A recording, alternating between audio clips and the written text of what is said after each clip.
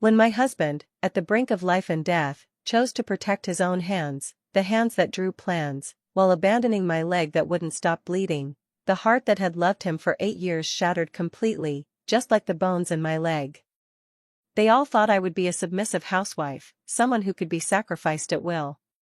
What they didn't know was that this firm, valued at over $100 million, had me as its legal representative and largest shareholder. Boom! The deafening crash shattered my eardrums, and the ceiling fell like a torn sheet of paper, crashing down with steel and concrete. Before darkness swallowed my consciousness, the last thing I saw was my husband, Tate. He shielded me beneath him, but a precast slab broke his arm, and an exposed rebar drove mercilessly into my thigh. The blood, warm and flowing, quickly soaked through my pants, pooling into a small muddy puddle in the dust. Lior. Hold on. Tate's voice was hoarse with pain, his uninjured hand gripping me tightly. The rescue team will be here soon. The rescue team is here. Beams of light pierced the darkness, illuminating our faces smeared with blood and dirt. But they also brought the cruelest question. Emergency situation. The steel bars and prefabricated slabs are very unstable. We can only save one first. Who will come out first?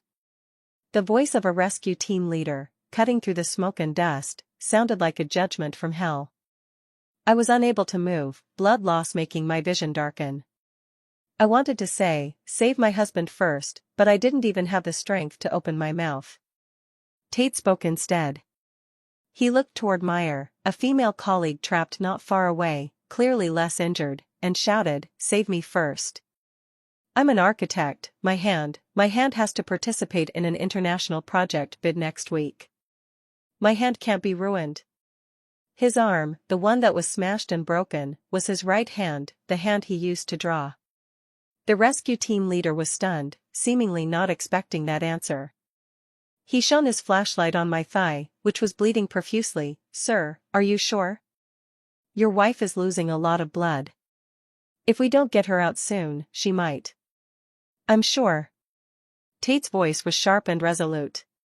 "Save me first. Lior is strong, she can hold on. If she ends up disabled, I'll take care of her for the rest of her life." The rest of her life? I smiled faintly, dazed. Outside the dust, our 7-year-old daughter Ziva's heart-wrenching cries came through. But she wasn't calling for me. "Please, save my dad first. I don't want anything to happen to him." Boo-hoo-hoo. "Meyer, my dad will be okay, right?"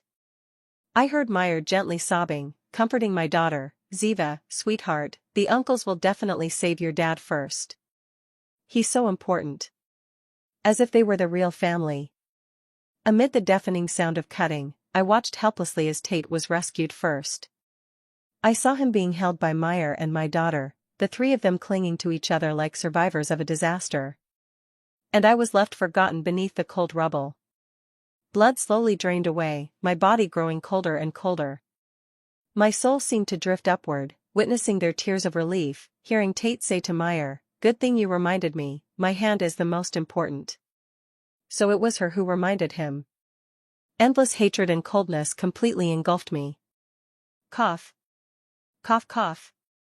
Violent coughing forced dust into my lungs, the piercing pain from my thigh instantly pulling me back to reality. I snapped my eyes open. Before me was still that dim, crumbling ruin. That damned rebar was still lodged in my leg. Tate was right beside me, clutching his severed arm. Everything is starting over? Before I could even process this unbelievable situation, that familiar, hellish judgment rang out again. "Emergency. Only one can be saved first. Who will come out first?" This time I didn't wait for Tate's answer. Because I already knew. "Save me first." Tate's familiar, grating shout came as expected. He struggled and shouted to me, "Lior, you'll understand me, won't you? My hand." In the last life, I nodded in despair with tears streaming down my face. This time, I looked at his face twisted by pain and selfishness, and with all my strength, forced 2 words out of my throat. "I won't." Tate was stunned. The rescue team was stunned too. Outside the rubble, the cries of his daughter Ziva rang out again, "Save my dad. I only want my dad." Accompanied by Meyer's hypocritical comfort, "Ziva, don't cry, your dad will be fine." What a bitterly ironic chorus. I closed my eyes, refusing to listen or think. The pain kept me in a state of extreme alertness. I knew that when the rescue team cut through the prefabricated slab pressing down on Tate, a load-bearing pillar on my side would violently shake. Just for a moment. That was the only chance for the rebar to loosen. And my only chance to survive. The roar of the cutting machine sounded again, like the death knell of the reaper. I gritted my teeth, my whole body trembling, not from fear, but from gathering strength. Here it comes. Right now. At the very instant the entire rubble shook violently, I let out a beast-like roar, gripping the ground with both hands, and with my intact leg, I fiercely kicked a concrete slab. I could feel the flesh being torn and twisted again by the threads on the rebar, the excruciating pain nearly making me faint. But I didn't. Because what hurt more than this was my heart.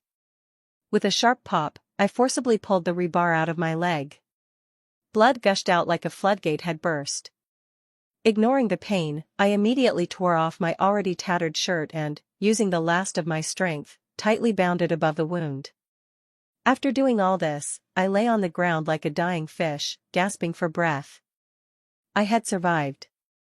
Relying on myself, I don't know how long passed before cheers came from outside. "Great! They've been rescued. Tate, are you okay?" Tate had been pulled out.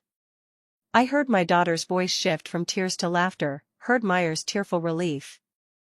They had forgotten me once again. "Hey! It sounds like there's still someone inside," a passerby's voice alerted them. The rescue team scrambled and rushed back in. When they saw that I had freed myself and had performed basic first aid, everyone was stunned. "Oh my God! This lady, she pulled herself out? That willpower is incredible." Amidst the chorus of admiration, I was carried out. Under the blinding sunlight, I saw Tate, I saw Meyer, and I saw my daughter Ziva. A faint, barely noticeable flicker of embarrassment crossed Tate's face as he approached, speaking to me with his usual condescending kindness. "I knew you were strong, you'd definitely hold on."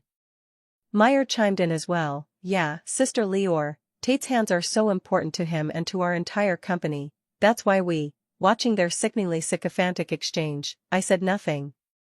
In the ambulance, Tate tried to hold my hand. I pulled away. He frowned slightly, took a black card out of his wallet, and pressed it into my hand. "Take this card. The password is your birthday. Buy whatever you want. Stop sulking." 7 years.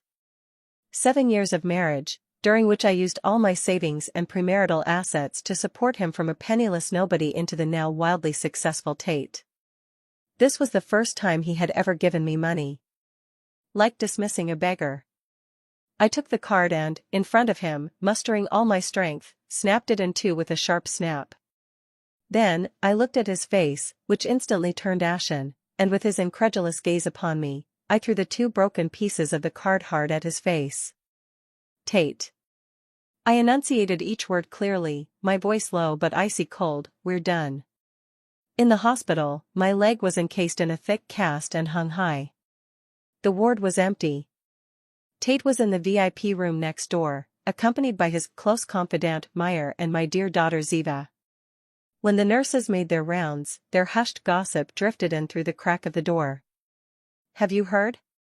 That architect Tate, when the collapse happened, he told them not to save his wife first, but to save himself first. What a terrible person.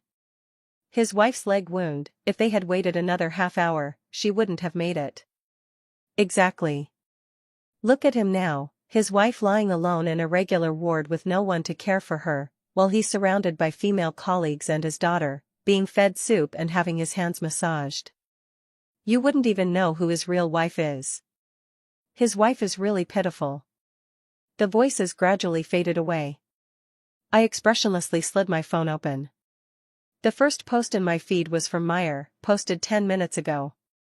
In the photo, Tate leaned against the hospital bed, smiling at the camera, his arm fixed in a cast carefully resting on a pillow. Meyer was carefully feeding him soup, one spoonful at a time.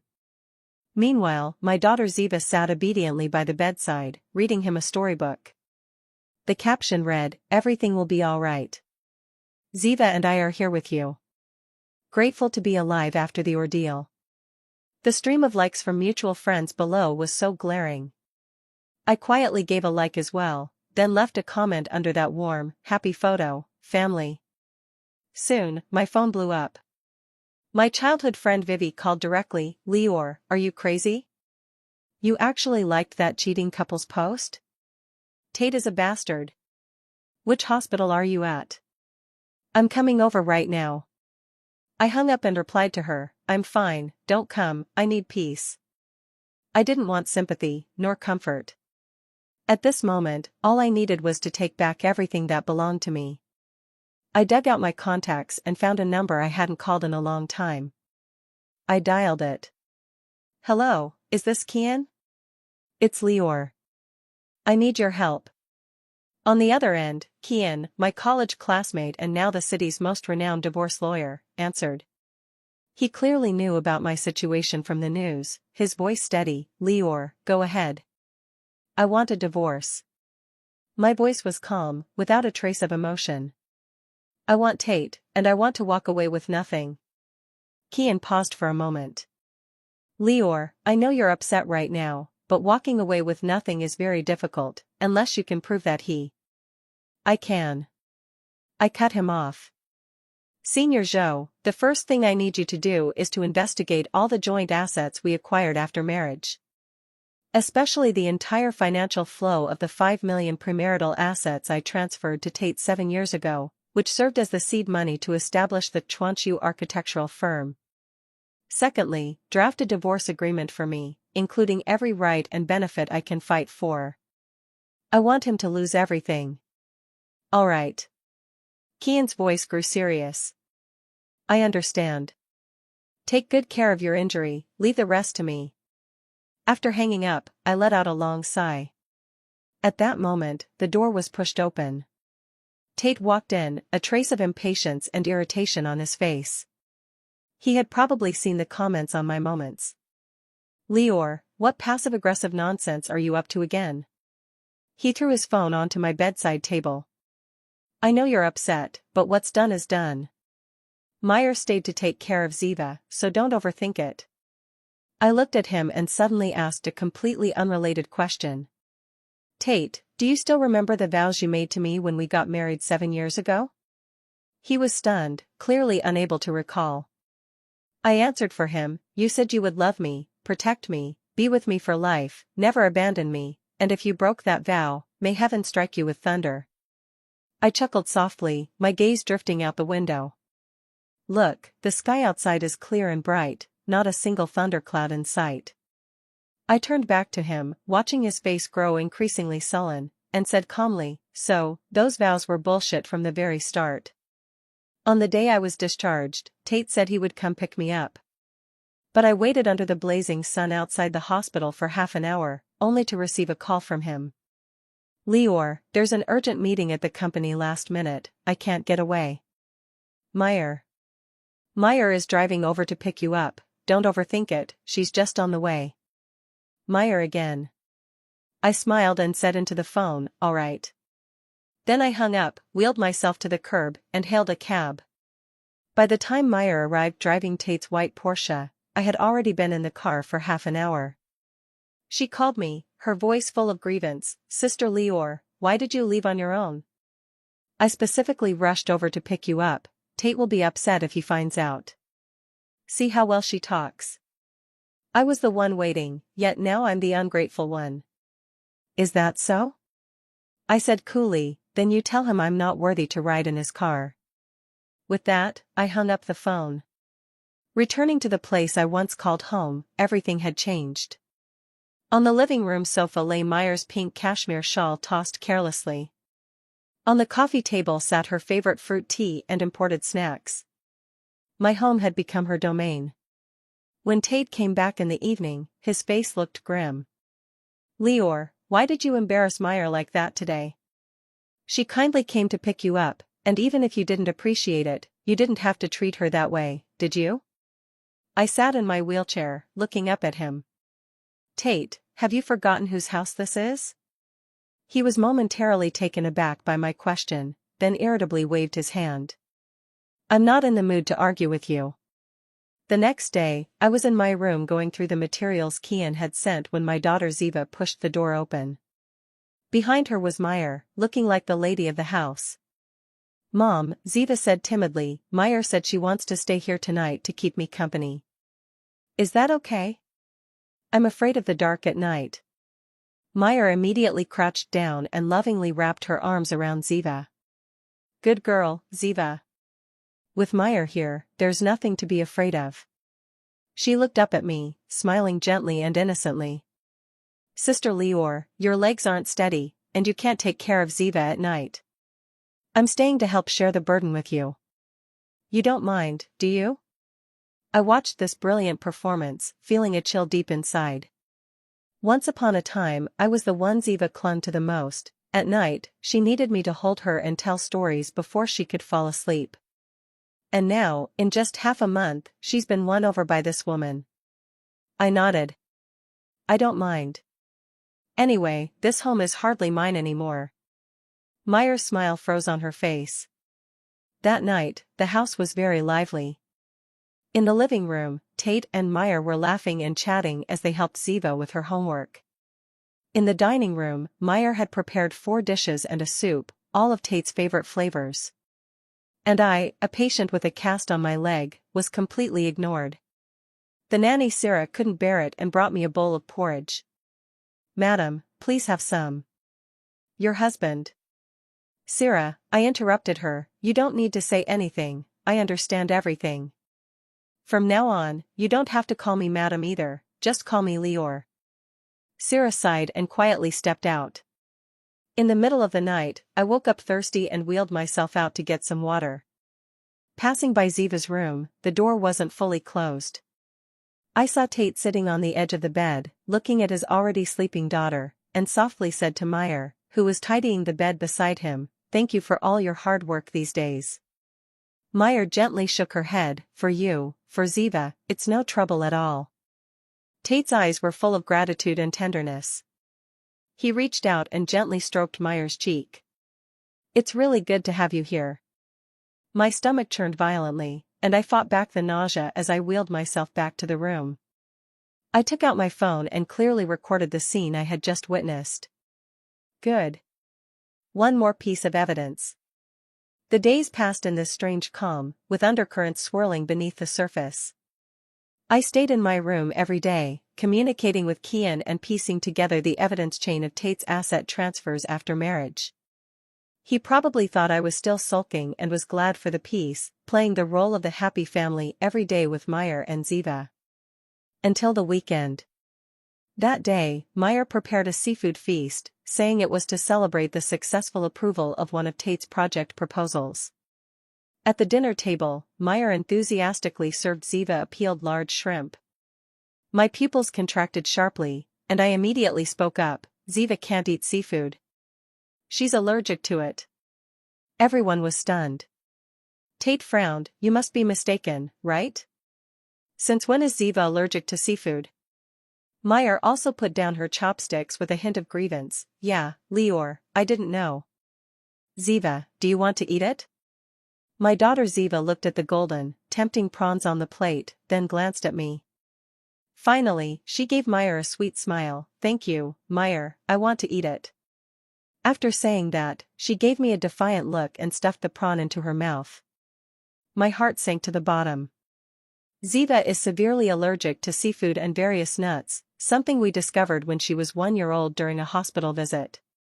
That time, she nearly went into shock from accidentally eating a tiny bit. Since then, these things have never appeared on our dining table again.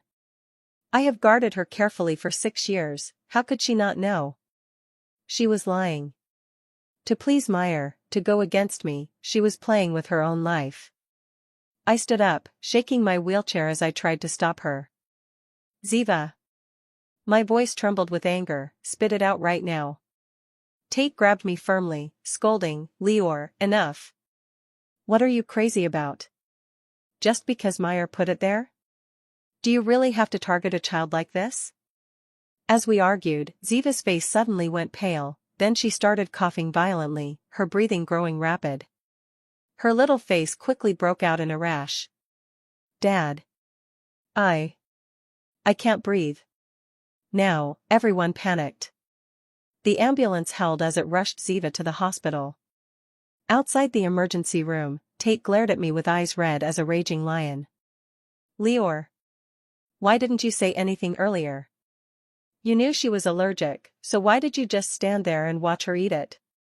Were you hoping something would happen to her? Every word he spoke was like a poisoned dagger stabbing into my heart. I opened my mouth, wanting to explain, to tell him that it was you who didn't believe me, that Ziva insisted on eating it herself. But before I could say a word, the emergency room door swung open. Ziva was pushed out, still hooked up to oxygen, but she had stabilized. Tate and Meyer rushed over immediately. Ziva, how are you? Tell Daddy, who gave you the shrimp? Tate's voice was frantic and full of pain. I saw my daughter, Ziva, her pale little face weakly lift her hand, and without hesitation, she pointed at me. It was Mommy. She looked at me, her eyes devoid of guilt, filled only with a trace of satisfaction and bitterness. Mom said that if I ate the food Meyer made, I would die, but she insisted on feeding it to me. In that moment, I felt as if all the sounds in the world had vanished. I looked at my daughter, whom I had carried for 10 months and nearly died giving birth to. I watched how she used the most innocent face to tell the most vicious lies to frame me. I laughed. It turns out, when your heart is completely broken, you can still laugh. In front of everyone, I looked at Ziva lying in the hospital bed and said, word by word, in the calmest tone, Ziva, you truly disgust me. After returning from the hospital, the house fell into a deathly silence. Tate moved to the guest room and looked through me as if I were air. Ziva avoided me like I was poison. Only Meyer was becoming more and more like the lady of the house. She would hypocritically bring soup to my room, then casually tell me that Tate had praised her cooking again today, and Ziva had said she wanted to grow up to be as gentle and beautiful as her. She flaunted everything she had stolen in front of me. And I just looked at her coldly, like watching a clown making a fool of himself. Because the time to close the net had come. Kian sent me the final version of the divorce agreement. It listed every piece of evidence of Tate's infidelity during the marriage and his malicious transfer of assets to Meyer, along with the videos I had recorded earlier and testimonies from our mutual friends. According to the agreement, Tate would have to leave empty-handed. The firm would belong to me, and all properties and vehicles purchased with marital assets under his name would be mine. He would even have to pay me a huge sum in compensation for emotional damages. This agreement was enough to send him tumbling from the clouds into the mud, never to recover. The problem was, how to get him to sign it. If I handed it to him directly, he definitely wouldn't sign. I thought about what Tate's weak spot was. It was his career, his reputation, and that soon-to-be-announced Golden Dome Award, the highest honor in the domestic architecture world. I watched Meyer preening and posing, a plan taking shape in my mind. I knew a woman like Meyer, greedy and foolish. Her greatest ambition was to replace me and become the legitimate Mrs. Tate. One Friday afternoon, I deliberately let Tate see me answer a phone call. On the line, I excitedly told the other party, what? You're willing to pay $80 million to buy half the shares of my firm? Really? That's wonderful. I'll prepare the contract right away. After hanging up, I saw shock and greed flash across Tate and Meyer's faces. Then, I deliberately placed a forged equity transfer agreement showing only the signature page, along with a stack of irrelevant documents, on the study desk. I shook my wheelchair and said I was going to meet a friend. I knew Meyer would definitely take a look. Sure enough, just as I left, Kian sent me surveillance footage showing Meyer sneaking into the study and taking a photo of the agreement. That evening, I cleverly slipped the real, fake divorce agreement into a pile of ordinary project documents that needed Tate's signature, only revealing the signature page at the end. I handed the documents to Tate. These are the routine files for a few projects. Please sign. Tate, busy preparing his speech for the Golden Dome Awards, took them impatiently. Just as he was about to sign, Meyer walked in carrying a cup of coffee. She glanced at the stack of documents, a sharp gleam flashing in her eyes, and said coquettishly, "Tate, don't rush just yet. I heard from Ziva that Sister Lior seemed to be discussing the firm's shares with some Mr. Wang this afternoon. It looks like they might be selling the firm." Her words hit the mark perfectly, jolting Tate. His face immediately darkened. How dare she? Meyer feigned innocence and said, "I only heard it, though. But Tate, you should still take a good look at the documents in your hands, just in case." She deliberately left the sentence hanging. I knew what she was thinking. She was afraid I would sell the shares, leaving her with nothing to gain in the future. Even more, she feared I might sign something unfavorable to her. At this moment, in her eyes, that thick agreement tucked in the middle was very likely the equity transfer agreement I had prepared this afternoon. She wanted to stop it. The best way was to make sure Tate didn't sign anything now. Unfortunately, she underestimated my preparation. I sneered coldly, took out my phone, and played a recording, the latter half of that phone call from this afternoon. In the recording, I said hesitantly, "Mr. Wang, 80 million is still too little. How about this, give me 2 days to think it over, and I'll give you an answer on Monday." Then I looked at Tate and said calmly, "You heard that, I haven't decided yet. But what if I change my mind before Monday?" Those words were a blatant threat. Tate's face instantly turned darker than the bottom of a pot. What he feared most now was any unexpected trouble that might affect his chances of winning the award. If the firm ran into problems at this moment, it would be a fatal blow to him. He snatched the pen from Meyer's hand and growled at her, "What do you know? Get out." Meyer was stunned by his shout, her eyes reddening with grievance, and she dared not say another word. Tate no longer hesitated. To keep me calm and to get rid of me quickly, he picked up a pen and flipped through the stack of documents swiftly, signing his name in a flourish wherever his signature was needed. When he signed the last page of the cleverly disguised divorce agreement, he didn't even lift an eyelid. After signing, he threw all the documents back to me and said coldly, "Enough. Don't try any tricks on me. Otherwise, after the Golden Dome Awards, you'll regret it." I took the stack of documents, and when my fingertips touched the signed divorce agreement, I almost laughed out loud. I carefully put it away, looking at Tate and Meyer with a calm, carefree smile. "All right, Tate. We'll see each other in court." The Golden Dome Awards ceremony. This was the most glorious day in Tate's life, and the day of judgment I had prepared for him. He wore a bespoke suit, standing at the center of the stage under the spotlight, holding the heavy golden trophy in his hands, his face beaming with a confident smile. Meyer and Ziva sat in the front row, their eyes full of admiration and fascination. "Finally, I want to thank my wife, Lior," Tate's voice echoed through the microphone across the entire venue. "Although we've had some misunderstandings recently, without her initial support, I wouldn't be where I am today." His hypocritical words drew a wave of polite applause from the audience below. How touching. I sat in the shadows at the back of the hall, curling my lips coldly. Just as he was about to deliver a more heartfelt speech, the doors of the venue were pushed open. Kian entered with 2 assistants, expressionless, and walked straight toward the stage. All eyes were drawn over. Tate's smile froze on his face. "Who are you?" "Security." Kian ignored him and instead handed a document to the host, whispering a few words in his ear. The host's face instantly turned pale. The next second, the grand LED screen behind the stage erased Tate's passionate award acceptance PPT, replaced by clear screenshots of bank statements. Each transaction flowed from the firm's account to Meyer's personal account. The amounts ranged from tens of thousands to hundreds of thousands. Following that was a video. It was recorded by me outside the guest room, Tate gently caressing Meyer's cheek, saying, "I'm so glad to have you." The crowd erupted. "Oh my God! Isn't this infidelity during marriage and asset transfer?" That woman must be his colleague, how shameless. You never really know someone, do you? Tate's face instantly drained of color as he shouted backstage, "Turn it off. Turn it off now." But it was already too late. I stood up from the shadows and walked step by step, slowly toward the stage.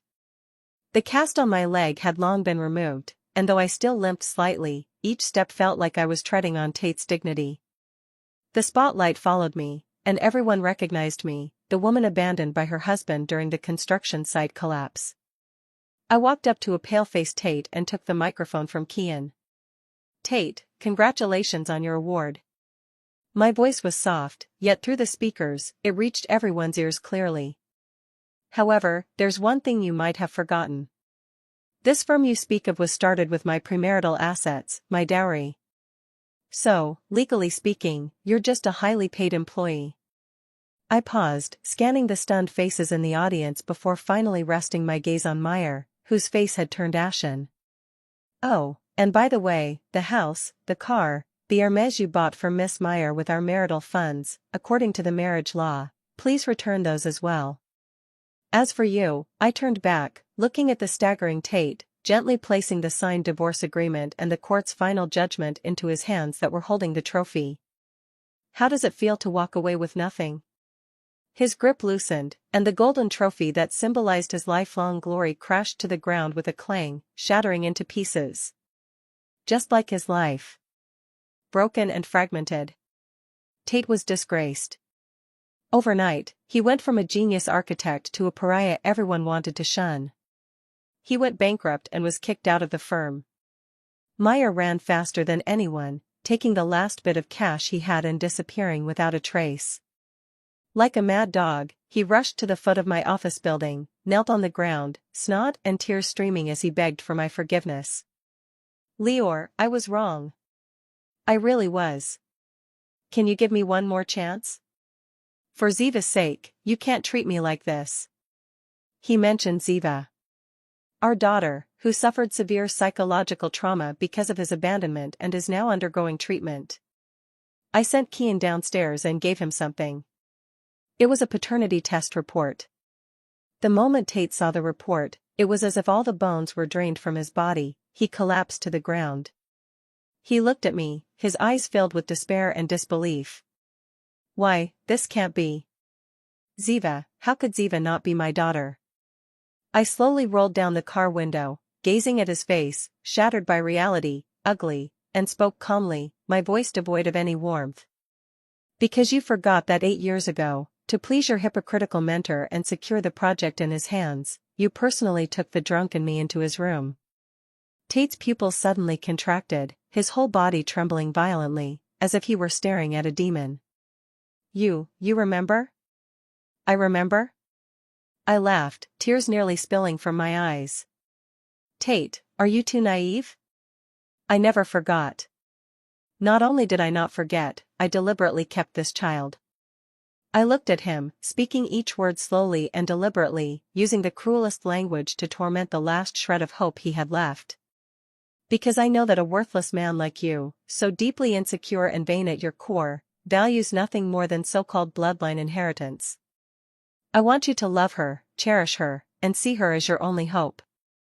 Then, at the moment you're most proud, I'll personally tell you that the family you fought so hard to protect, even at the cost of my life, is rotten to its core. The bloodline you protect belongs to the mentor you respect most. The daughter you cherish is the living proof of the greatest disgrace of your life." I watched as the color drained from his face, slowly cracking into the ashen gray of despair. I knew the steel beneath the rubble had only wounded my flesh. But the truth at this moment was what truly nailed his soul to a cross from which it would never be freed. Tate's life fell from the clouds into the mire in just one day. And I was the one who kicked him down. Everyone thought he would hate me to his core or flee to some distant land. But he didn't. Like a dog with a broken spine, he reappeared beneath my office building a week later. He was thinner, more haggard, his eyes stripped of their former pride and vigor, replaced by a strange, clinging fanaticism.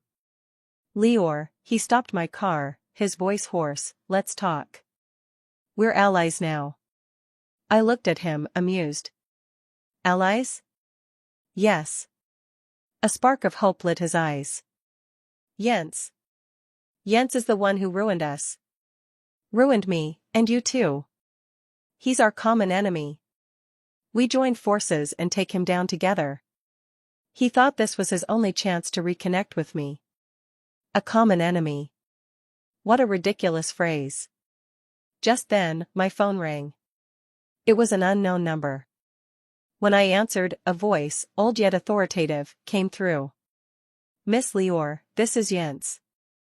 Tate's body jolted sharply, his eyes fixed tightly on my phone. I pressed the speakerphone button. Jens's voice dripped with condescending disdain. I hear you've been quite pleased with yourself lately. Young man, don't think that just because you've got your hands on something insignificant, you can stir up a storm. This circle isn't one where a single woman can do whatever she pleases. I advise you to stop immediately, or your agency will disappear from this city by tomorrow. A blatant threat. Before I could say a word, Tate was already shouting into the phone, Jens, you old bastard. You've ruined me. It's you. It's all your fault. There was a few seconds of silence on the other end, then a disdainful sneer, Tate? You're here too? A dog discarded by its master, and you dare to bark at me? You. Lior, don't listen to him. He's just a paper tiger. Tate said urgently to me, trying to prove his worth. I raised my hand, signaling him to be quiet. Then, I spoke into the phone in the calmest tone I could muster, slowly saying, Jens, you're right. A woman like me really can't stir up a storm. But... I paused, and in front of Tate's stunned yet expectant face, I dialed another number and initiated a three-way call. Hello? The call connected, and an elegant, languid female voice came through. Nares, hello, I said with a smile. Sorry to bother you, I just wanted to confirm something with you. Is the last 4 digits of your husband Professor Jens's safe deposit box code at Zurich United Bank the birthday of his first love? Oh, and also the monthly allowance he sends to that boy named Leo in California. Would you be interested in seeing the transaction details? There was a 10-second silence on the line. Immediately, Jens's furious shouting mixed with the sharp accusations of that woman, like a scene from a ridiculous farce. You bitch. How could you possibly know? Jens. You better explain yourself. Who is Leo? I silently hung up the phone, staring at Tate in front of me, his face pale as if he had seen a ghost. His mouth hung open, not a single word escaping. I gently straightened his disheveled collar, just as I had done countless times before, my touch tender, but my gaze icy and piercing. Tate, did you see clearly? The ace you thought you had isn't even worthy of being a worthless card in my hands. As for allies? I chuckled softly, leaning close to his ear, speaking in a voice only the two of us could hear. You deserve that? Ziva broke down. She fled from the psychological treatment center and, in the pouring rain, ran to the foot of my company building. There she knelt stiffly in the cold puddles, letting the rain and muddy water soak her expensive dress. The employees pointed and whispered through the floor-to-ceiling windows. The security guards tried several times to pull her up, but she shrugged them off.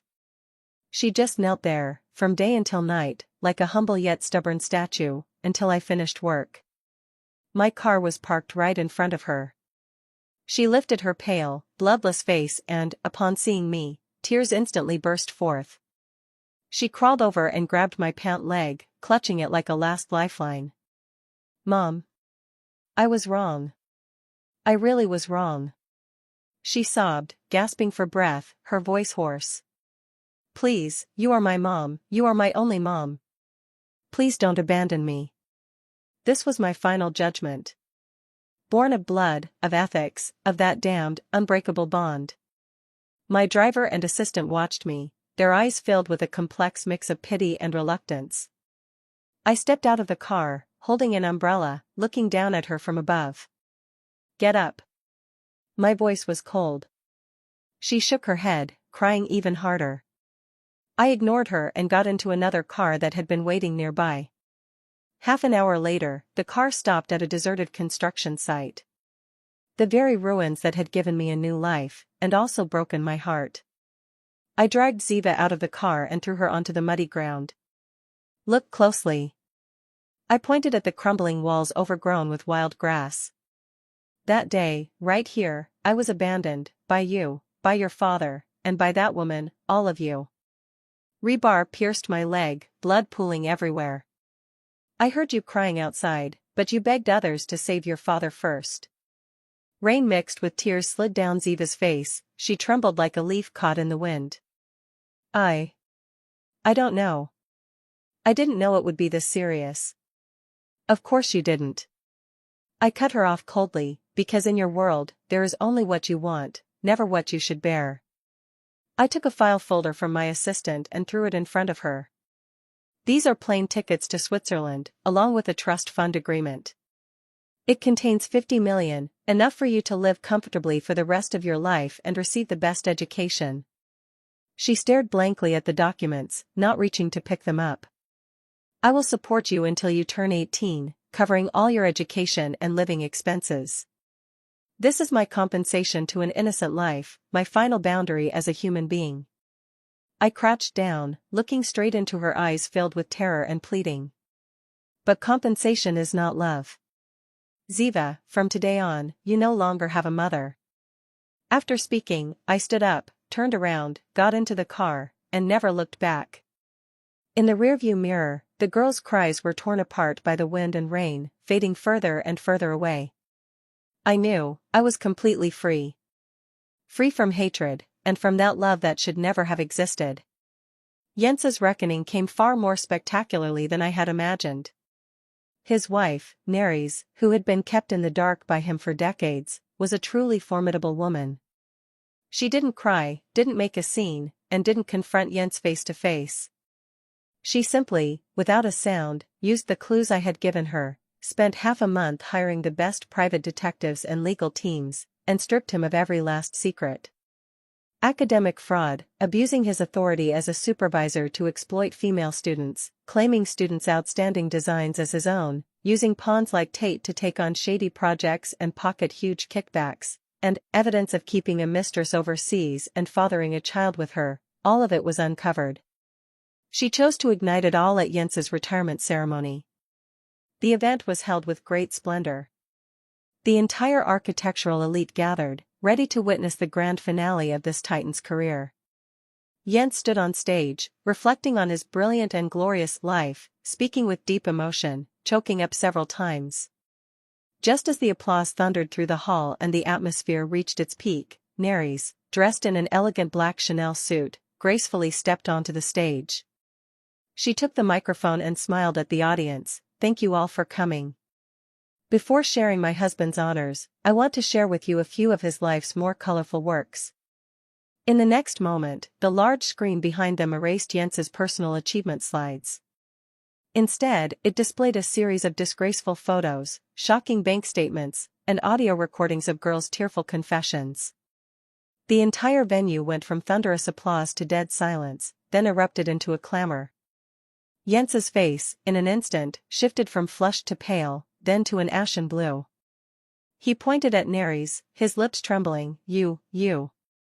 Before he could finish the word you, his eyes rolled back, and he collapsed straight backward. A stroke. Paralysis. At the pinnacle of his life's glory, he fell into an abyss of no return in the most humiliating way. Neris watched coldly as he was lifted onto the ambulance, then continued speaking into the microphone, her voice clear and steady. From this day forward, I will take full control of all assets under Jens's name and establish a special fund to compensate all the women he has harmed. I sat quietly in the corner of the audience, watching this grand public execution unfold. My phone vibrated, a message from Neris. Lior, thank you for the knife. It was quite handy. I thought the story should have ended there. But I underestimated the kind of madness a man can unleash when stripped of all dignity and hope. That rainy night, Tate appeared in my bedroom like a ghost, bypassing all the security systems of my villa. Lior.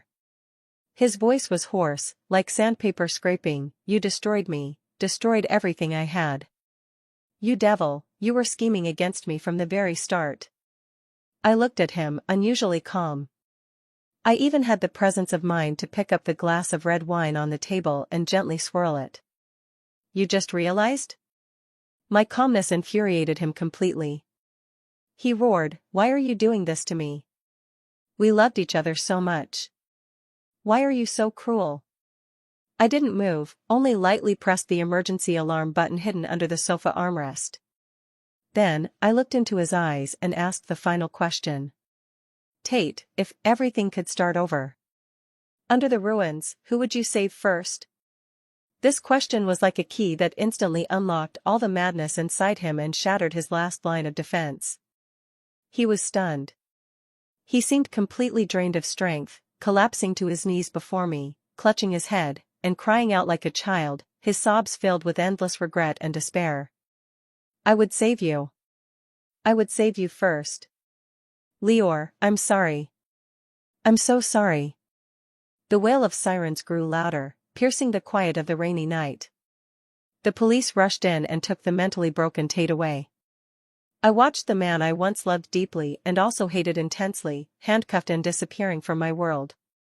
Inside, there was only emptiness. But that emptiness was soon replaced by an unprecedented sense of ease and freedom.